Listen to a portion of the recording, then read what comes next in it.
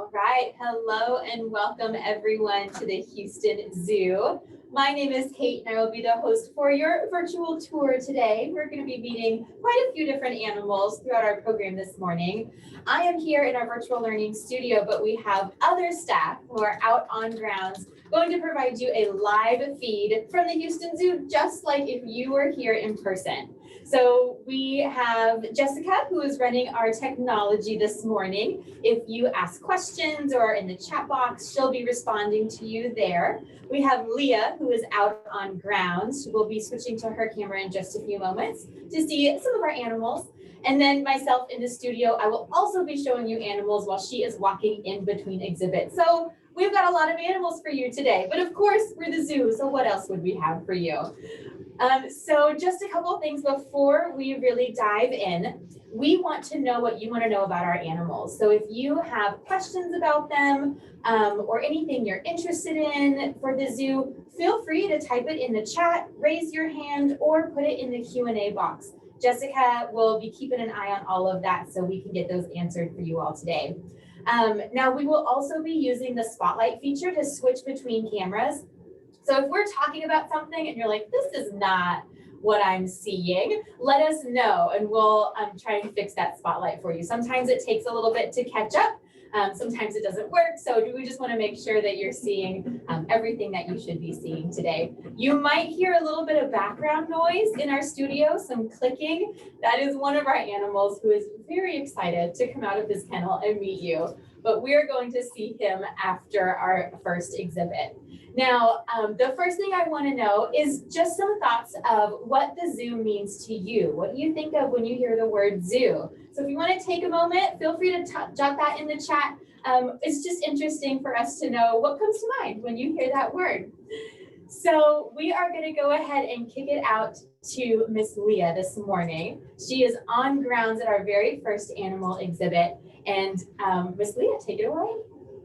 All right. Well, welcome again, everybody. I'm so excited that you are here to join us for today's program. But of course, you did not log in to see me. So let me switch my camera and show you the first stars of our show. So we are absolutely here at our cheetah exhibit, and both of our cheetah boys are doing what big cats do best, and that is relaxing and napping. So I'm going to take my camera on a little trip so I can get a little better view for what they're doing right now. And it looks like Denari here is in the middle of falling asleep. So that's kind of awesome because that means we can get nice and close to him right now. So Denari is sometimes easy for us to pick out because he'll hold his eye a little differently, or he'll do that right there with kind of have his tongue sticking out. So it's an easy way for us to be able to identify him from his brother. Oh, there he goes. He's showing you that cute little cheetah tongue right there. So these are two of our African cheetahs. They're going to be found out in the savanna grasslands in Africa. And these are a predator species out there. So they are going to be hunting down some of the smaller prey items, so like antelope and things like that. And they do have to compete with a few of the larger predators that we do have out there as well. So they're competing against things like leopards, lions. So that's where these guys' adaptations come into play. We know that cheetahs are the fastest land mammal, and that is true for these guys as well. They are going to be running, speeds of up to 60 miles per hour. Now, our boys haven't gotten up to that, but we've clocked them at about 56, so pretty close. But they are going to use that speed to be able to outrun their prey and to be able to catch them. And they have a pretty nifty trick on doing that. They'll run up behind them and they'll actually use their paws to trip the animal, and then they're able to tackle it and rest with their meal, and then they'll eat it. Now, I said that they do have a lot of competitions with other animals like leopards and lions. lions, and that's where that competition comes into play. So cheetahs, they are not built for fighting at all. They are very long and slender and tall and can be fragile. So once they have made their kill, they have to eat pretty quickly so it does not get taken by another predator. Because if a lion shows up where a cheetah's eaten, that cheetah is definitely going to get out of there. They are not going to want to go up against that lion. Now, our cheetah boys, though, they're living the life. They don't have to worry about competing with any lions. But because we do want to make sure that they are practicing natural behaviors, we do give them an option to go out and run. If you guys are familiar with the Dynamo Stadium out here, they do have a practice area, and we have a partnership with them where we're able to take our cheetahs out and let them run. These cheetahs were hand raised by their keepers. We've had them here since they were 2 weeks old. So they are the only carnivore that we are actually able to go in and physically handle without there being mesh in between us. So that is how we are able to actually take them to the Dynamo Stadium and let them run. The little boys love doing it, and call them the little boys. Dash and Denari here are our little boys. We actually have 4 cheetahs that live here at the zoo. Quito and Kaburi are the other 2. Quito and Kaburi, though, are a little bit on the older side, so they are what the zoo likes to call retired. They will come out on exhibit, but they don't participate in the ambassador program anymore. That is now Dash and Denari's new job. But the funny story about Quito and Kaburi is that they do still have an opportunity to go out to the stadium and run. And Kaburi usually beats his brother Quito, and Quito likes to pout about that. So if he starts to lose a race, he will stop in the middle of his race and will run back to his keepers if his brother is beating him. So that's a little funny snippet about our older boys. Now, I keep using the word ambassador animal. That means that we are able to do a few, or I'm sorry, that means that our cheetahs have a job here. They are representatives for their species, so they will participate in a few different activities that, say, our lions and tigers won't participate in. So, for example, you could come up here to the Houston Zoo and you could do a cheetah walk with these amazing cats and learn a little bit more about how their keepers care for them and how they survive in the wild. So ambassador animals are very important. You guys are going to meet some smaller ambassador animals in just a second, but they are definitely a way for us to connect communities um, a little bit closer than if you were to just come and see them behind the mesh right here. Now, I'm going to walk over to show you where his brother's hanging out. And if you guys have any questions, start to think of some of those. There we go. And that's just a gorgeous shot of the pattern that you see on these guys. That camouflage is really showing out right now. So if these guys were out in the savannah area, that camouflage on them would keep them hidden in the grass. And that's important for them. They do have that speed, but they are going to want to get as close as possible to whatever prey it is they're going after, because while they do have great speed, they can't sustain that for a very long time. You all can imagine just how hot it gets out here in Texas. It's very similar out in the savannas in Africa. So running for a really long time at a really high speed is not a great idea. So these guys definitely have to get as close as possible in order to eat their prey.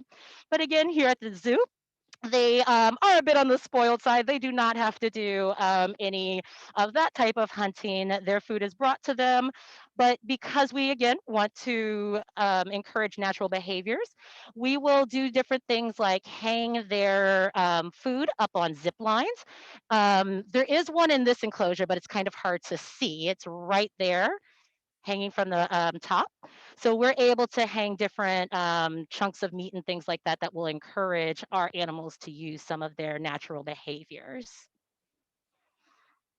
All right, my friends, I'm just curious if anybody wanted to know anything more about our cheetah brothers.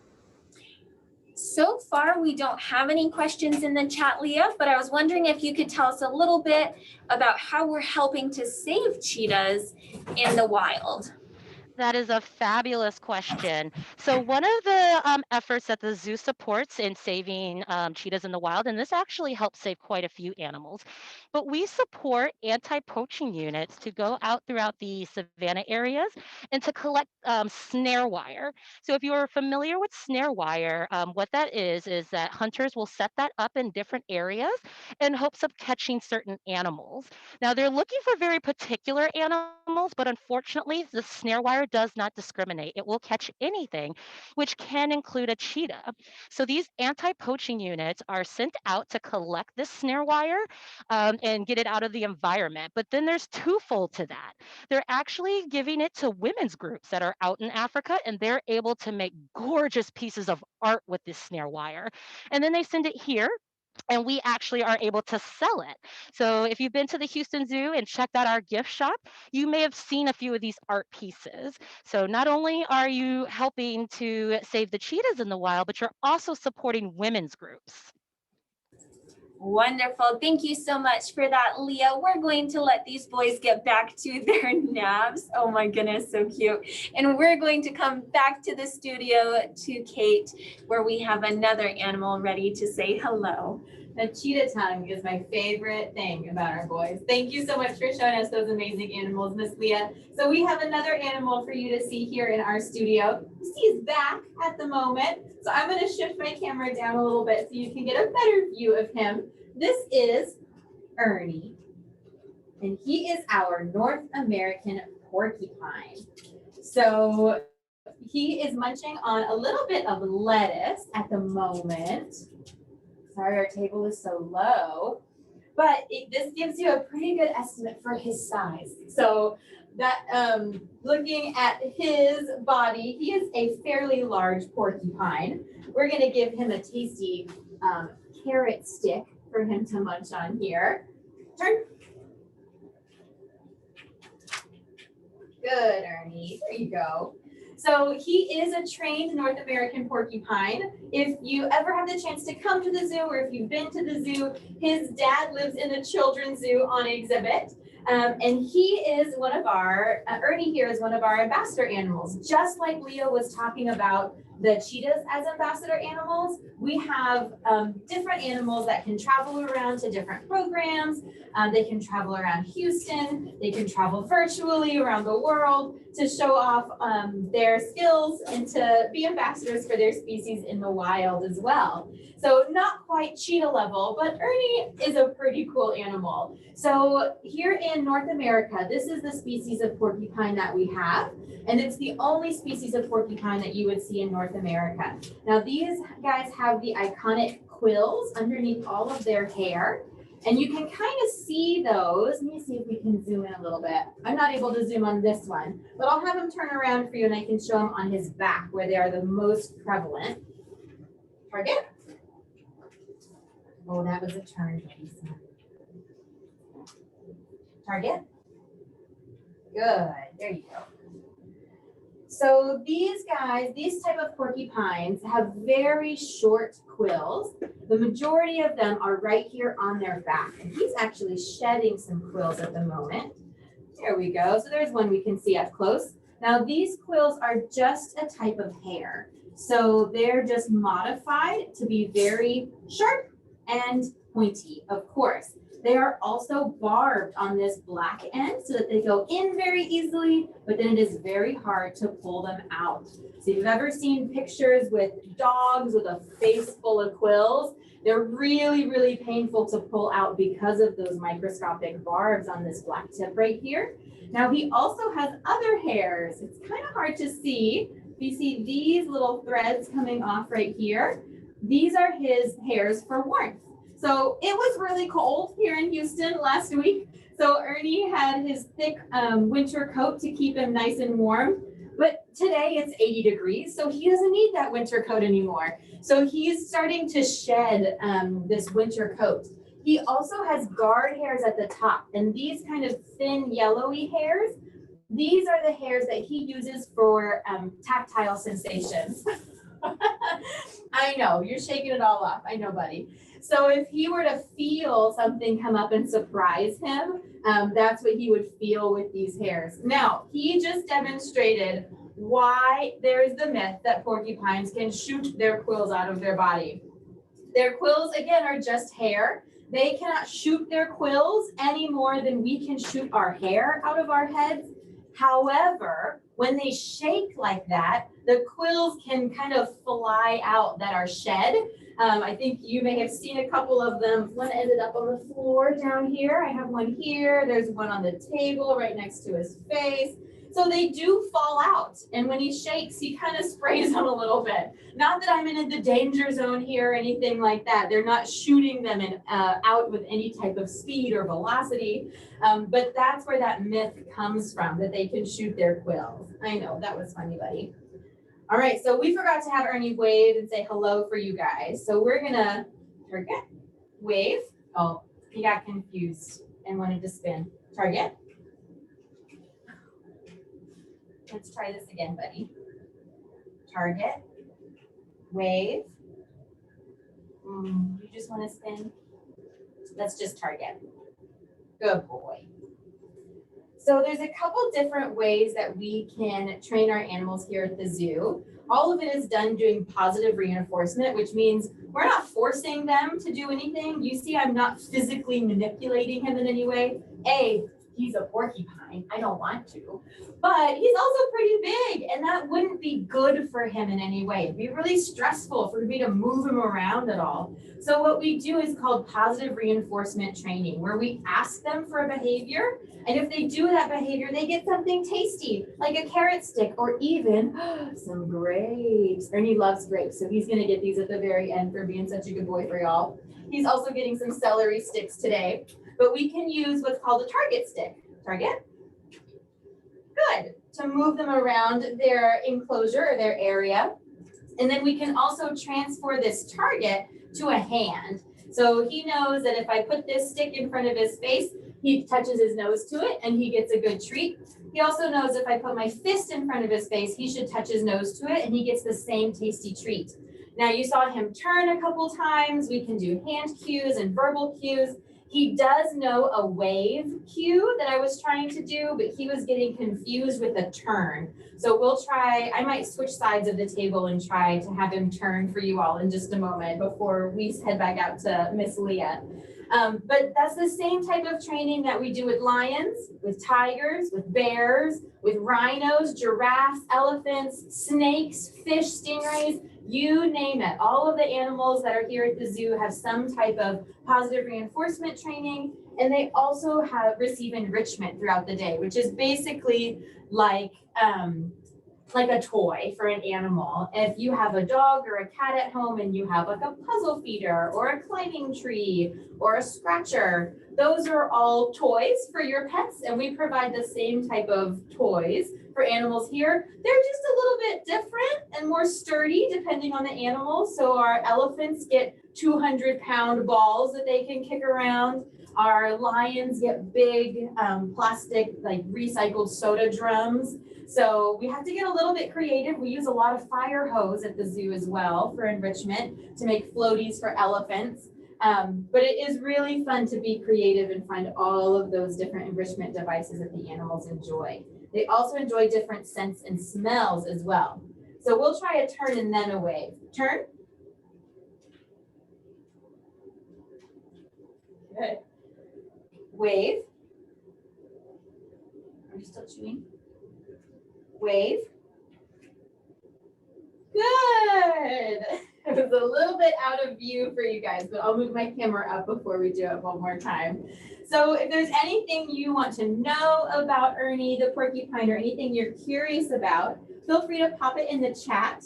Again, he is the only kind that is native to North America, but there are other species that can be found in South America called coendus or prehensile-tailed porcupines that live up in the rainforest. There's African crested porcupines, which instead of 2-inch quills have foot-long quills. They're fighting off larger predators. They need larger quills. And there's lots and lots of different porcupines that live around the world. And I saw a question come in, is it true they live in the trees? And that is absolutely true. So these specific porcupines can be found here in Texas all the way up through into Canada. So I grew up in Central Texas, and we had these guys out on our farmland, and they would kind of get in the bushes or in the irrigation pipes, and we'd have to get them out. But they are also found in the big forests up in North America and into Canada. And that's their main defense mechanism is A, to get away, to either burrow or climb up a tree to get away from predators. But then B, if they can't, of course, they have a body full of quills that they can use to protect themselves. And again, most of them are on his back over here. So if he felt really threatened, he'd spin in a circle and try and hit whatever it was with his tail to implant those quills to try and scare that animal away. He's munching on a carrot. I don't think we might have time to have him wave one more time for y'all. But if you have any questions, feel free to pop them in the chat, and Miss Leah will send it back out to you.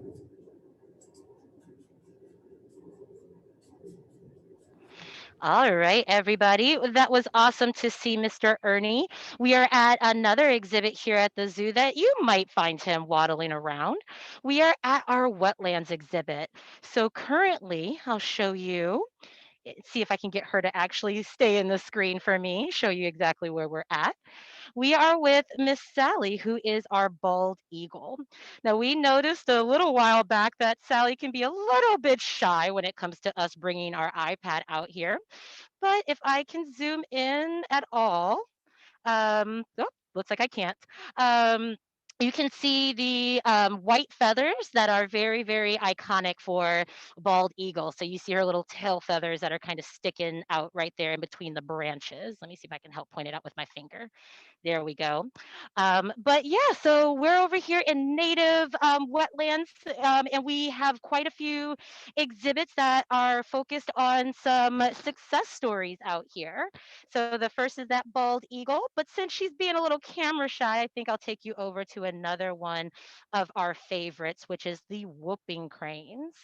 So over here, we have two of our whooping cranes named Angel and Hayden. And there they are right there. And these are really cool species to have around. This is going to be the tallest bird in North America at about a little over 5 feet tall. So if I was actually down there in the exhibit space with these guys, we would be looking eye to eye. And this again is a Texas native. So it's really cool to have these guys here and represented in this wetland space. This habitat again is very indicative of what you would see out there. So cypress trees with bits of water, and some bank area. And these guys these guys are going to eat a lot of their food from that water area. One of their favorite meals is blue crabs, and they're actually going to use that really strong pointed beak of theirs to be able to grab those crabs and eat them up. They're also going to do that with fish as well as amphibians like frogs and toads. So these guys are very efficient hunters. The really cool thing about whooping cranes, though, is some of their behavior towards each other. So these guys will form bonds that will stay together throughout their lifetime. And in order to attract their mates, they have been known to do these very elaborate dances. So the males and females will jump up, they'll flap their wings, they'll make a lot of honking noises. You may even hear a few of those come through on the iPad. But it's a very elaborate courtship display, and then that display will continue even after they've met and they decided that they want to be a couple, because that courtship display will actually help increase the bond between these two. And there is one of our cranes showing off their wings right now, so that's really amazing. These two are with us because unfortunately they were not able to breed, and it's very important that we continue to breed and help to sustain the populations of whooping cranes that we currently have. And if any of you are familiar with Port Aransas National Wildlife Center, that is a space out here in Texas that you could go to see whooping cranes. So they do have a pretty enormous migration route, and Texas is one of the places that you'll be able to find these guys as they're moving through their migration routes. One of my favorite things about these guys, though, is also the way they look. You may notice that they have that gorgeous little red cap on the top of their head, these long, slender legs, and then those beautiful wings. It looks like one of our cranes are showing you how they utilize those different body parts. They'll take those really long toes and spread them out to help them walk through mud so that they don't sink through. And they'll also use that to help them again stabilize so that they can hunt on the water's edge.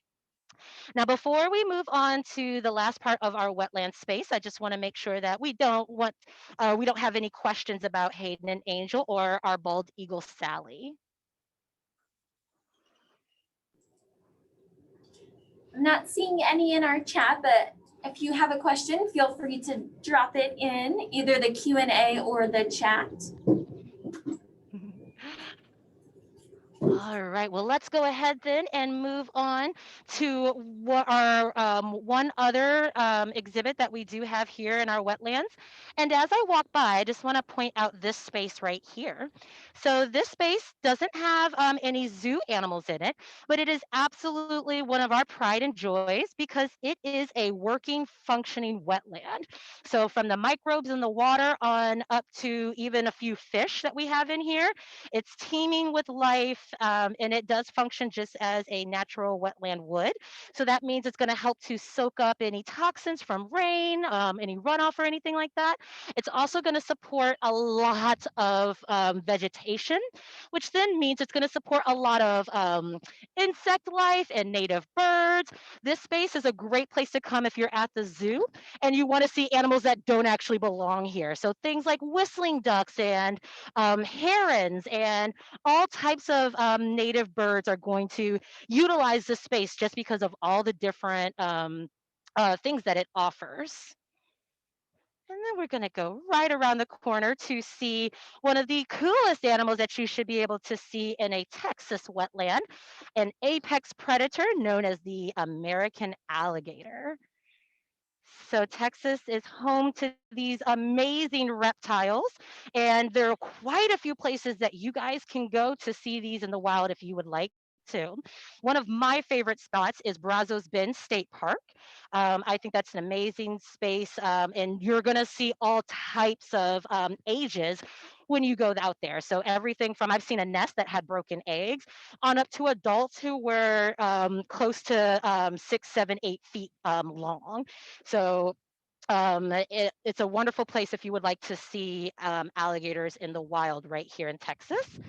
I'm coming around the side to show you guys a great view of two of our American alligators.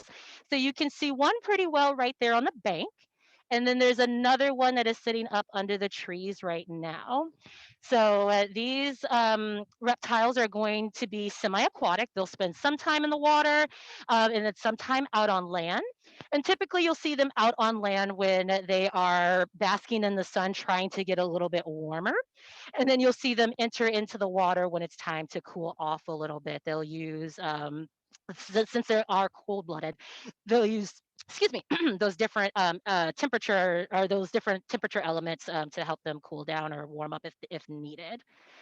And these are also, like I said before, the apex predator. So this guy is at the top of the food chain out here in the wetlands, and somebody that also helps to keep the care of the wetlands going. So they're going to remove any dead or dying animals and make sure that everything is as healthy as it can be when they're out in the wild. So they have a very, very important job in their role in the wetlands.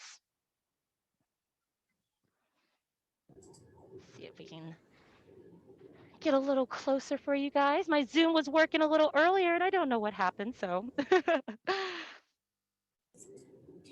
Hey, Leah. So before we transition back to our next animal, I was wondering if you could talk a little bit about our partnership with Brazos Bend State Park and what the zoo is doing to help conserve wetland animals and their habitats. Absolutely. So conserving animals in the wetlands is all about native species. So we are often encouraging people to create wildlife friendly yards. And what that means is instead of having ornamental, pretty things that you would buy, maybe from like Home Depot or something, they're encouraging you to go out to local nurseries and find the plants that are native to our Texas region. That way, we are attracting the proper insects that then attract the proper birds, that then attract the proper predators that may need to feed on those different type of animals. So it's a way of supporting the native wildlife out here, and it's something that you can also participate in, again, going to your local nurseries and asking any of the experts around what should be planted, what's good for this time of the year or the area that I'm in, what will attract what birds, and it's a great way to again support your local wildlife. Awesome. And we did have a question come in about which is the largest alligator in the park. And I know at least here at the zoo, both of our alligators are still pretty young and they're quite close in size. Typically, you'll see larger males, but that's not always true to the case. Leah, I don't know if you have an idea out of our two, if one of them has started getting heavier than the other one, but as far as I know, they're pretty equal right now. I would agree with you, Jessica. Even looking at them right now, the girls came out kind of at the same time, came to this exhibit at the same time, and they are both pretty hefty looking. So it's hard to tell the difference if either is bigger than, if any one is bigger than the other one. Awesome.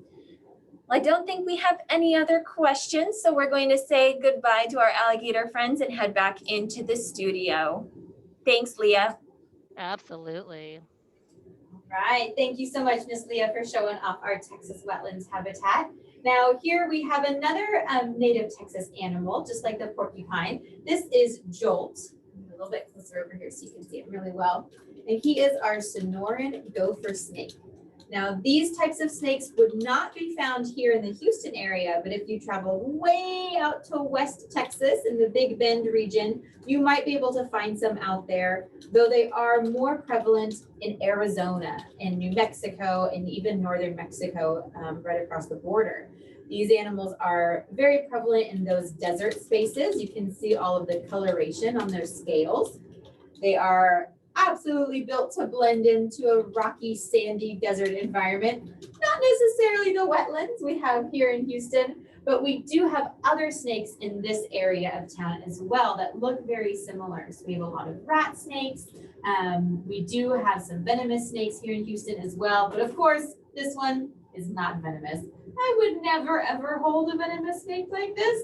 So most of the snakes, 99% of the snakes that we have in Texas and that you'll see are going to be non-venomous snakes called constrictors, which means that instead of injecting venom to harm their prey and to swallow their prey, they just hold on to it, give it a really big hug, and suffocate it instead.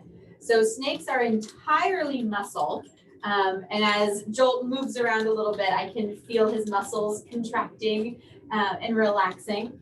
So they are very, very strong, and they use those muscles to maneuver in their environment. Some snakes, like rat snakes, are good climbers.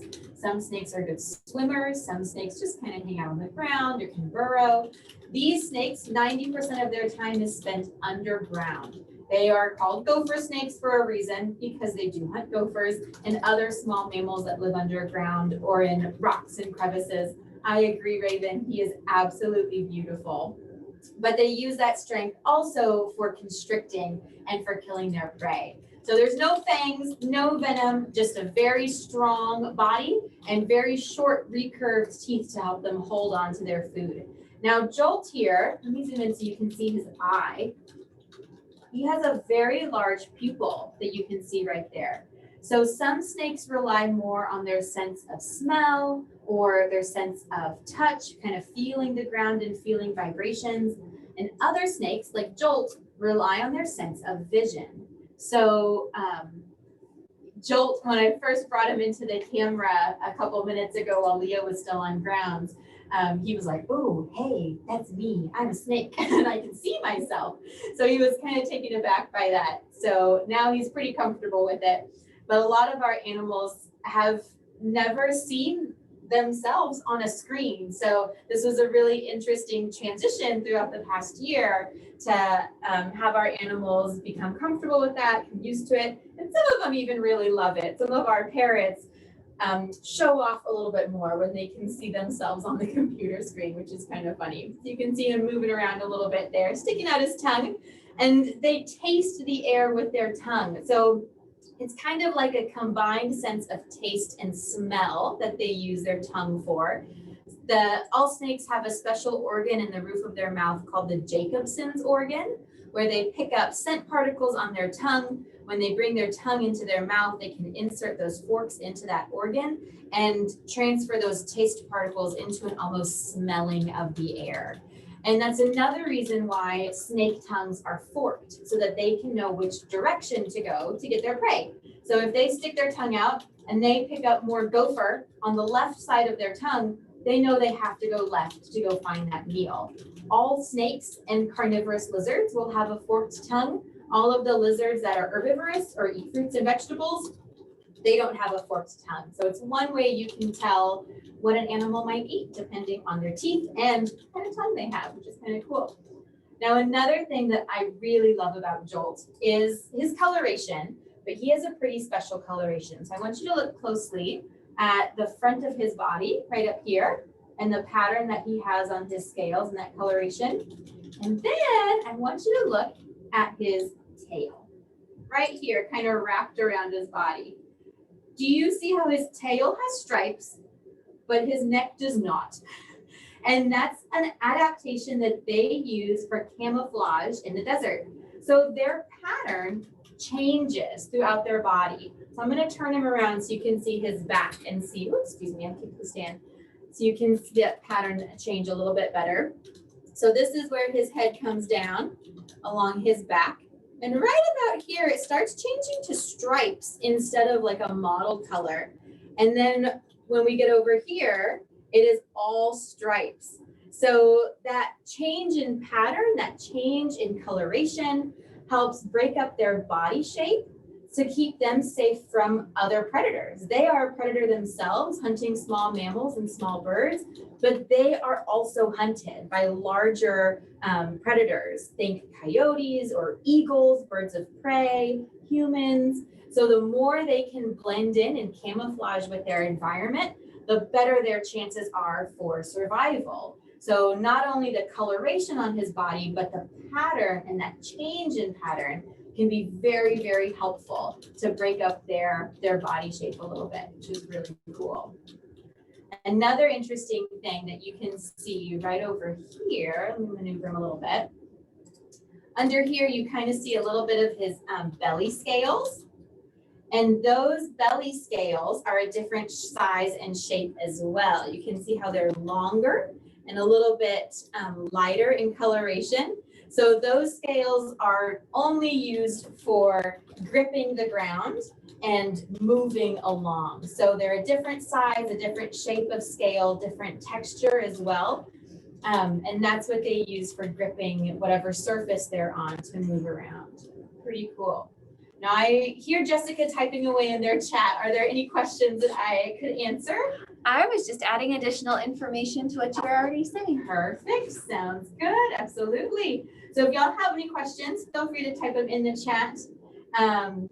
We can talk about snakes all day. These guys are really, really cool. A lot of people are kind of afraid of snakes or very nervous around them.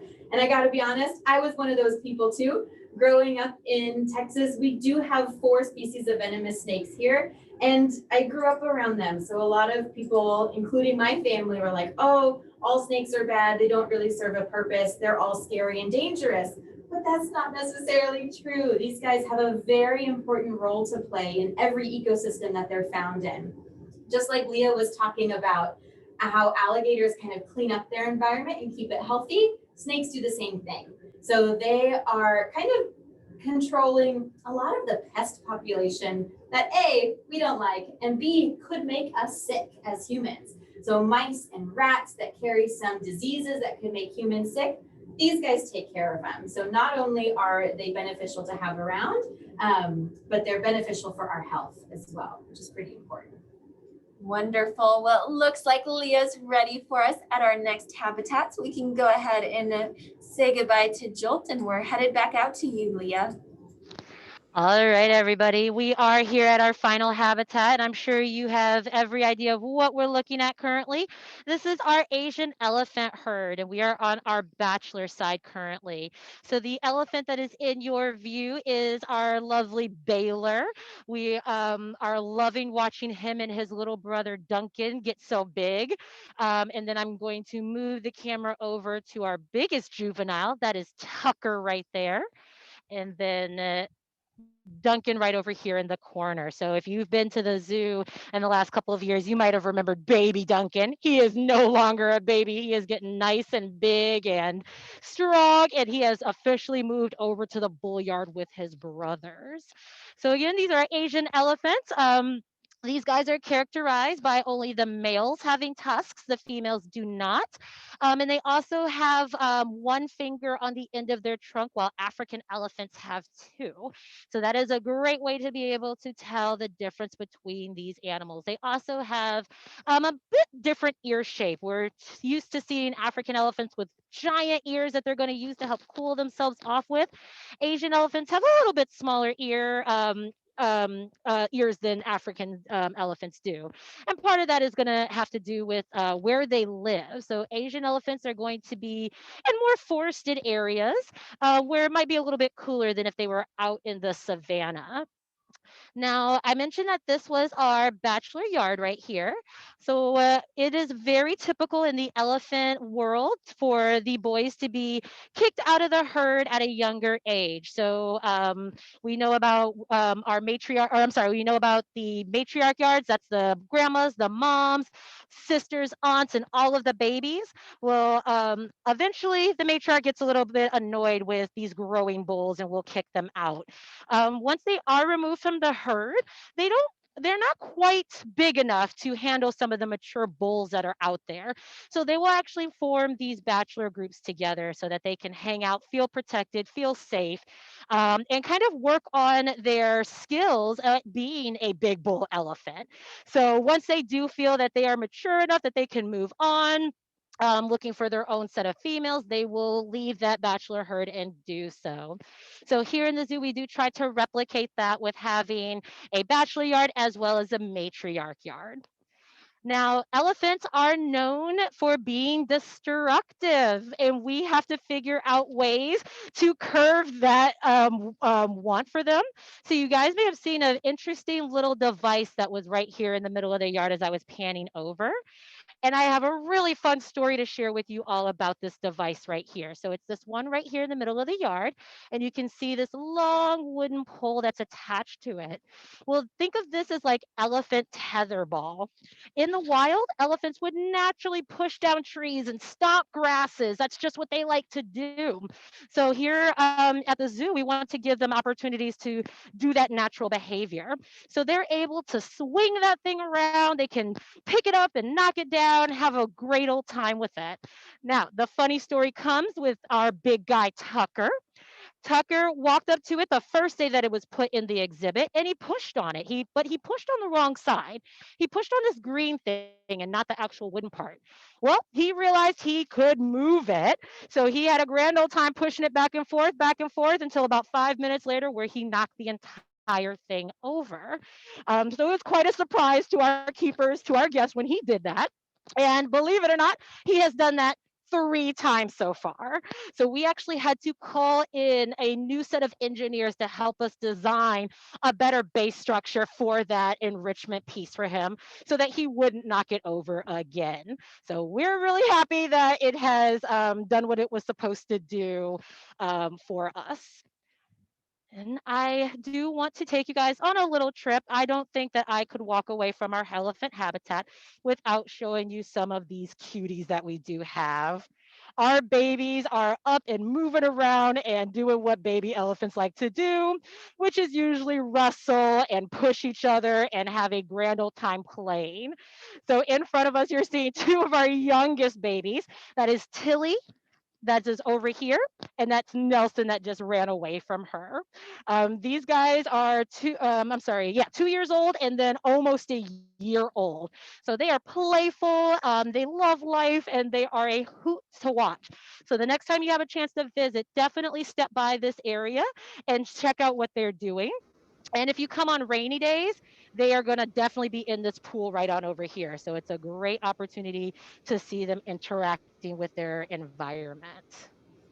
Awesome. Leah, Yeah. before we wrap up, did you want to share a little bit about how we're helping to save elephants around the world? Absolutely. So, you may recall that a couple of years ago, one of our baby elephants was suffering from a disease called EEHV. This is a disease that is found in both captive and wild elephants. And the Houston Zoo has partnered with Baylor College of Medicine to do extensive research on this disease. So, we think that we may have a cure to this disease within the next 15 years. And it's something that hopefully we'll also be able to deploy not only to our elephants that are under human care, but also elephants out in the wild, and give some of these babies a chance at survival. That disease, if it goes untreated, is fatal. And we again, we did have one of our girls go through that, but she had amazing vet care, and she even had one of the older elephants donate blood to her when she was going through her treatment and whatnot. So that is one of the ways that we are helping to save animals, these elephants in the wild. Thank you so much, Leah, for taking us around the zoo today and sharing all of the beautiful sunshine and behaviors our animals are sharing. We're going to go ahead, bring it back to Kate in the studio to wrap us up. Bye, everybody. All right, thank you so much, Miss Leah, for showing us those amazing animals. You all got quite the show today. We got to see our wetland animals with our alligators and our eagles and our whooping cranes and our functioning wetland here at the zoo, our cheetah boys, a porcupine, a snake, and then finally our elephants as well. So now you've seen them and you know how to save them. You know what we're doing at the zoo, and you have some things you can do on your own as well. We hope you have enjoyed your virtual zoo tour today, and we hope to see you at the zoo very soon, everybody. Y'all have a great day. Bye.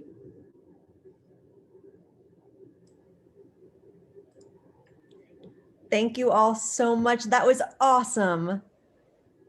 Thank y'all for having us. We appreciate it. Oh, I learned so much. Wow.